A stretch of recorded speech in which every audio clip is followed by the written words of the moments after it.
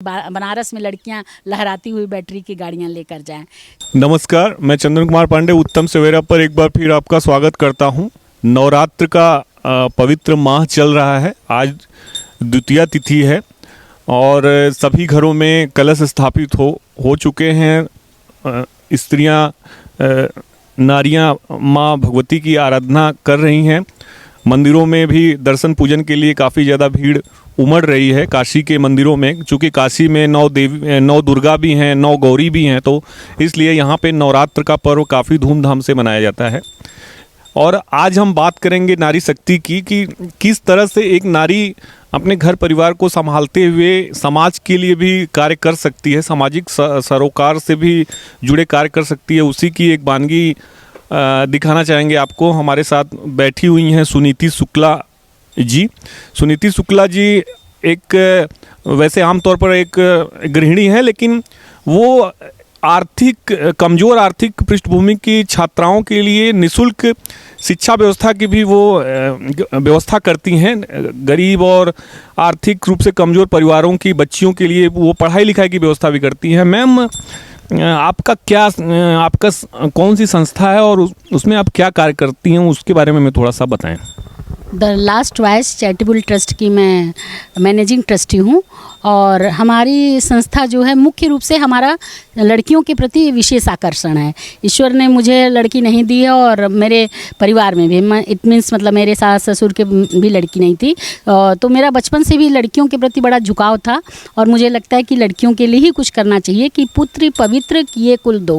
पुत्रियाँ ही 2 कुलों को पवित्र करती हैं, लेकिन पुत्र अपने ही वंश को आगे बढ़ाता है और आगे ले जाता है। नाम भी रोशन करता है तो पिता का ही करता है, लेकिन अगर लड़कियां नाम रोशन करती हैं तो ये होता है कि निश्चय ही इसके माता पिता बहुत ही अच्छे गुण से युक्त और संस्कार से युक्त होंगे और उसके सास ससुर और उसके पति का भी नाम रोशन होता है। इसलिए मेरा आकर्षण बच्चियों के प्रति था। तो मैंने देखा शुरू में कि जो बच्चियां जिनके घरों में बर्तन मांजा जाता है या फल बेचा जाता है, सब्जी बेचा जाता है, वो लोग अपने बच्चियों को तो 3-4 क्लास 5 क्लास किसी तरह से पढ़ाकर सरकारी स्कूलों में फिर घर बैठा देते हैं। काम पे आओ, 1500 रुपया तुम कमाओगी तो घर में मदद हो जाएगी। तो मुझे लगता था कि क्यों नहीं उन बच्चियों को फिर पढ़ाया जाए, पहले उनसे बात की जाए कि क्या वो पढ़ने की इच्छा रखती हैं। तो मैंने उन बच्चियों को ढूंढना शुरू किया और मैंने उनसे पूछना शुरू किया कि क्या आप सहज रूप से घर में बैठ गई हैं, बर्तन मांजना आपने स्वीकार किया है, कि आपकी इच्छा है। तो कहती नहीं मैम, इच्छा है, लेकिन माता पिता कहते हैं कि जो 4 पैसा कमा के लाओगी तो परिवार में मदद होगा, तो इसलिए हम तुमको पढ़ा नहीं सकते। हम लोग उस बच्चियों को हम मोटिवेट करते हैं, समझाते हैं और फिर स्कूलों में ले जाकर उनका दाखिला दिलवाते हैं, उनको पढ़वाते हैं और समय समय पर उनको हर तरह की शिक्षा के लिए कार्यशाला का आयोजन करते हैं। ऐसी मैम कितनी बच्चियां हैं जिनको अभी आप मौजूदा समय में ये सुविधा उपलब्ध करा रही हैं, उनको पढ़ा रही हैं, आर्थिक तौर पे मदद कर रही हैं?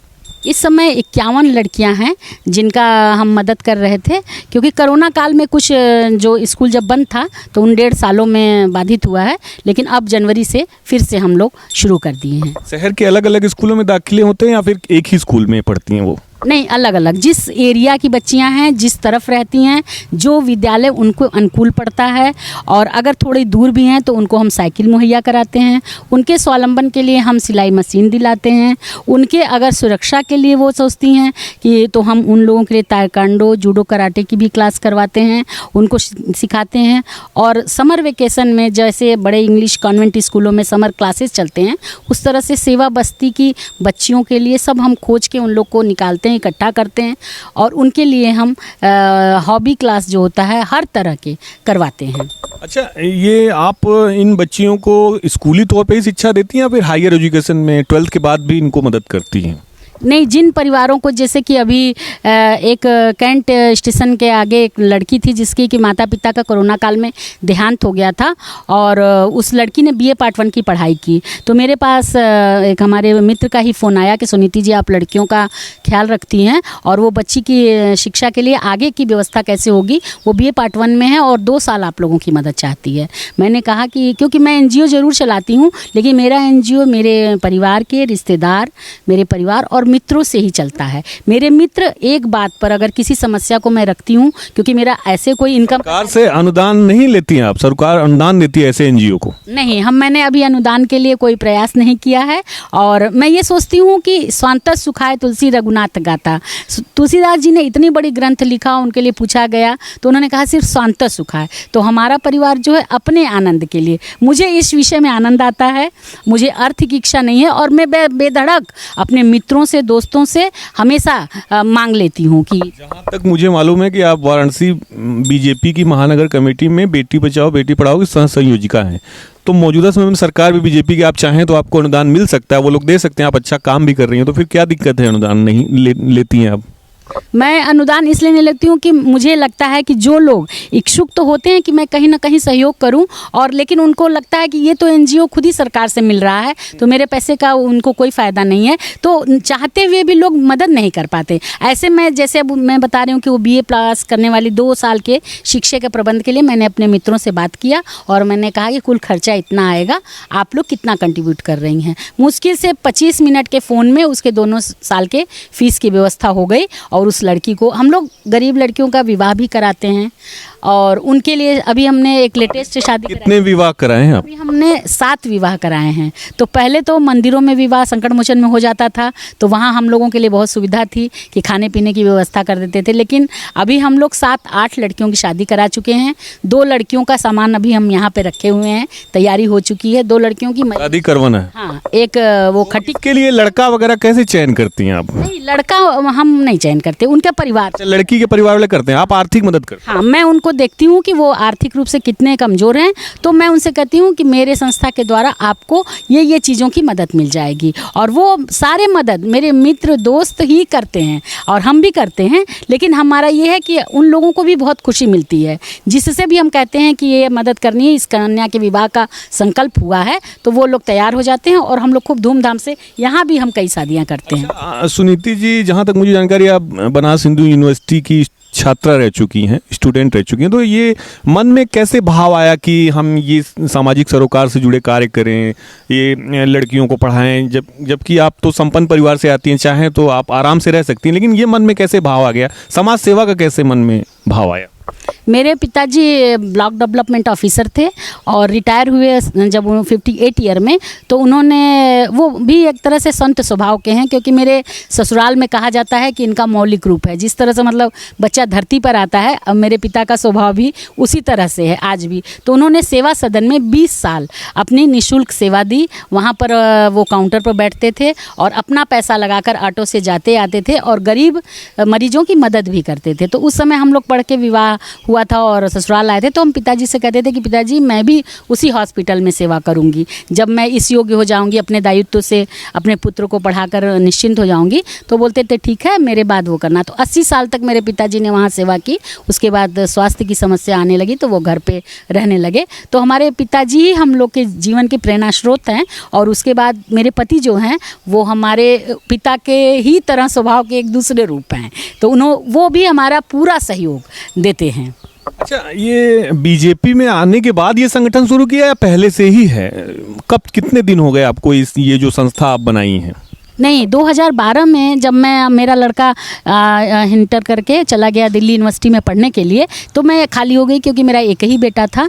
तो अब मैं उसके सारी दायित्वों से एक तरह से हो गई थी, क्योंकि बस हम लोग की फ़ोन पे ही बातें हो सकती थी।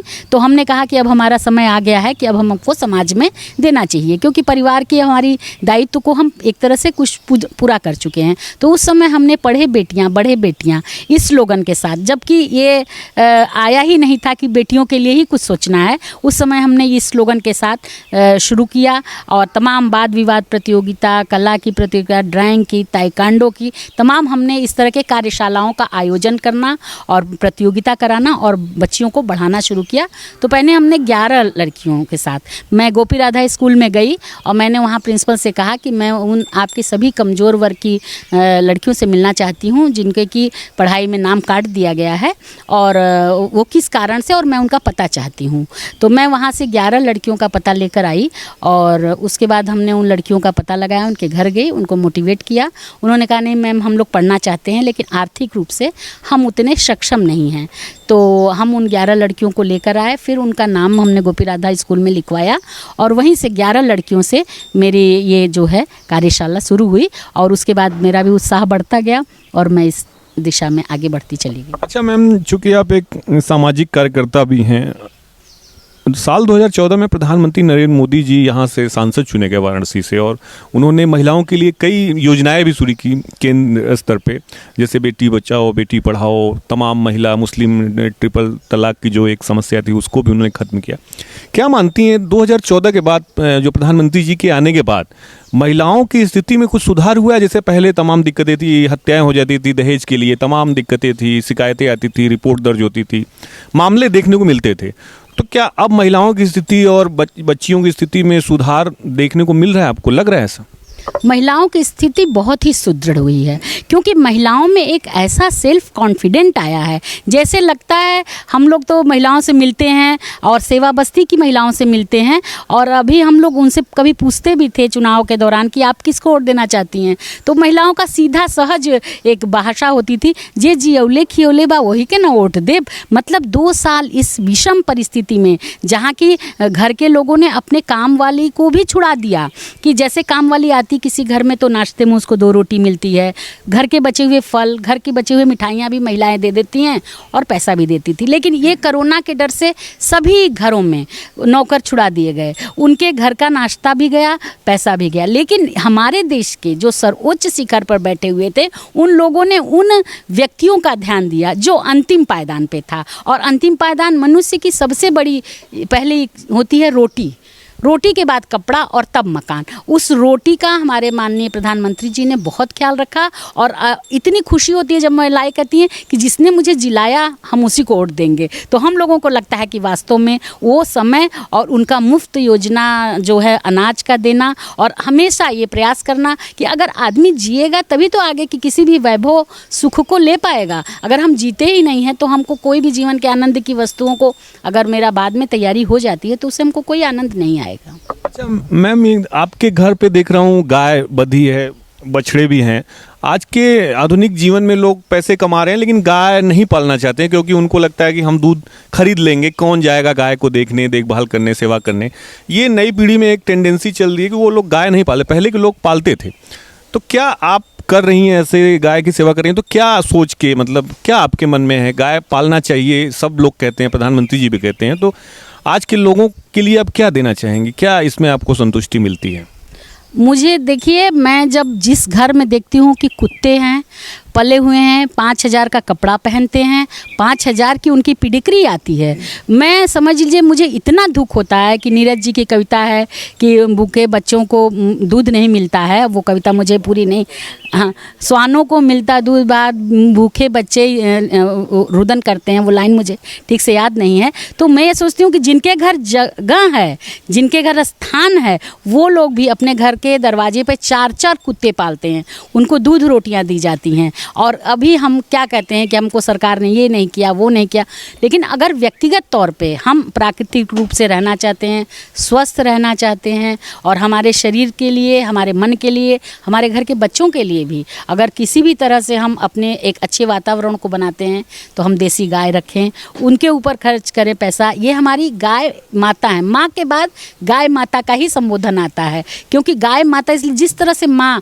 निस्वार्थ भाव से अपने संतान को जिलाने के लिए स्तनपान कराती है, उसी तरह गाय माता का भी हमारे जीवन में कोई भी स्वार्थ नहीं है और वो हम लोगों के लिए ही इतना बढ़िया दूध देती हैं। देसी गाय का दूध अमृत के समान है। इनका गोमूत्र जो होता है, अभी कुछ दिन पहले हमारे यहाँ लोग आते हैं अक्सर ही, क्योंकि बछड़े का भी मूत्र, गाय के बछिया का भी मूत्र, सबका काम आता है। और कोई बीमारी थी उनके घर, किसी बुजुर्ग को कैंसर, तो उसके लिए वो आए थे कि उनका मूत्र हम लोगों को डब्बे में भर के ले जाना है। अच्छा, आप गौशाला भी चलाती थी, ऐसा हम लोग सुने कि ऐसा था, आप चलाती थी? हाँ, हमारे यहाँ अभी कई मतलब कि हमारी 5 गायें थी, लेकिन हमारा घर बन रहा था तो मिस्त्री की पत्नी बीमार थी, तो वो हम लोगों से रिक्वेस्ट करने लगा कि हमारे पास पैसा नहीं है और डॉक्टर ने गाय के दूध के लिए कहा है, तो हमारी गाय का नाम गंगा था, तो गंगा को हमने उनको दे दिया। उसके बाद अभी कुछ दिन पहले एक बुज़ुर्ग दंपत्ति से हमारी मुलाकात हुई और उन्होंने कहा कि हमारी पत्नी और हमको डॉक्टर ने शुद्ध देसी गाय का दूध पीने के लिए कहा है और मुझे प्योर नहीं मिलता है और मेरी इतनी सामर्थ्य नहीं है कि मैं दूर से जाके ले आऊँ। तो हम लोगों की बात चल रही थी कि कुछ दिनों के लिए हम लोग एक दूसरी गाय अच्छे नस्ल की हरियाणा वाली लाने के लिए, तो हमने अपने पति से बात किया, तो उन्होंने, उसका नाम अन्नपूर्णा था और बहुत ही अच्छी गाय थी, मतलब इतनी सीधी थी, लेकिन हमारे पति ने कहा कि ठीक है, आप ये गाय उनको दे दीजिए और हम लोग फिर अभी 1-2 गाय ले आएंगे। तो अभी हमारी संख्या कुछ कम हो गई है, लेकिन अभी हम लोग इसको फिर से बढ़ा लेंगे। प्रधानमंत्री जी आह्वान करते हैं कि गाय को आप लोग पालें, गाय माता है, गाय के रहने से घर में सुख समृद्धि आती है। गिर गाय भी वो एक योजना के तहत दे रहे हैं आर्थिक रूप से कमजोर परिवारों को, किसानों को। कैसे देखती हैं इस निर्णय को, उनके प्रधानमंत्री जी के इस सोच को कैसे आप देखती हैं?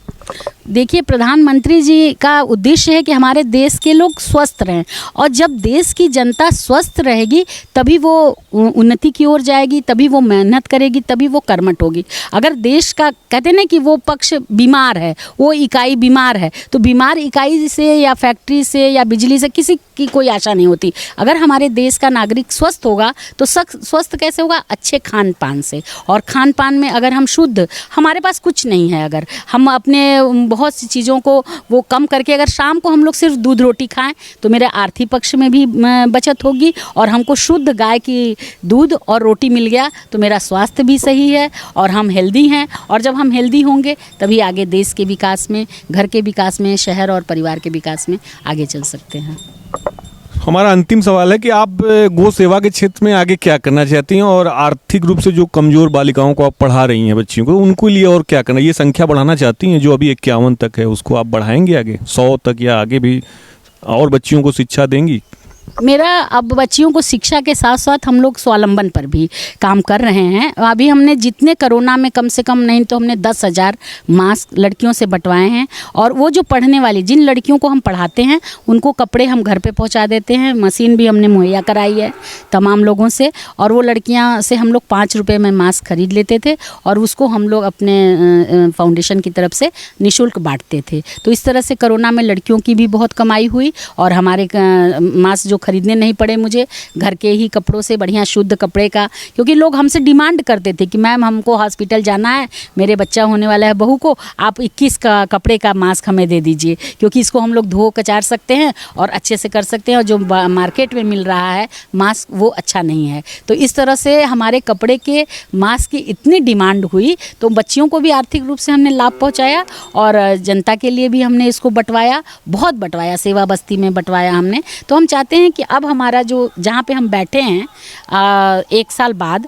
हम यहाँ पे चाहते हैं कि स्वावलंबन के लिए काम करें, लड़कियों के लिए कोई ऐसी इकाई, कोई ऐसा छोटा यूनिट शुरू करें। हम अपने रोज पति से विचार विमर्श करते रहते हैं और मेरे मन में तो बार बार आता है, कभी कभी आता है कि मैं लड़कियों को टुक टुक जो बैटरी वाली होती है उसकी सिखवाऊँ और ड्राइविंग कराऊँ और लड़कियों को टुक टुक प्रोवाइड कराऊँ कि वो चलाएँ, हमारी बनारस में लड़कियाँ लहराती हुई बैटरी की गाड़ियाँ लेकर जाएँ। तो इस जगह से मैं सोचती हूँ, अब देखिए ईश्वर आगे क्या करते हैं, कि मैं बच्चियों के स्वावलंबन के लिए कुछ ऐसा शुरू करूँ ताकि उनको आर्थिक लाभ हो और शिक्षा में तो उनको सहयोग मिल ही रहा है और आगे भी निरंतर ये बढ़ती रहेगी संख्या, लेकिन उनके स्वावलंबन के लिए और वो उससे जुड़ें और 5 और लड़कियों महिलाओं को जोड़ें, इस तरह से वो जोड़ते जाएँ और उनके स्वावलंबन की जो है संख्या बढ़े। मेरा ये इस समय विचार इस पर चल रहा है और कार्य करने के लिए भी हम सोच रहे हैं। The last voice charitable trust जो है महिलाओं, लड़कियों के लिए सतत कार्यशील है और आगे भी करना चाहता है। तो ये थी हमारे साथ भारतीय जनता पार्टी वाराणसी महानगर की बेटी बचाओ बेटी पढ़ाओ की सह संयोजिका और the last voice charitable trust की मैनेजिंग डायरेक्टर सुनीति शुक्ला जी, जिन्होंने हमसे बातचीत की, अपने विजन के बारे में बातचीत की, अपने जो कार्य वो कर रही हैं आर्थिक रूप से कमज़ोर परिवारों की बच्चियों के शिक्षा के लिए उसके बारे में विस्तार से बातचीत की। गौ सेवा के बारे में उन्होंने बताया किस तरह से वो गौ सेवा को बढ़ावा दे रही हैं। तमाम मुद्दों पर उन्होंने बातचीत की। मैं चंदन कुमार पांडे, अशोक पांडे के साथ, धन्यवाद।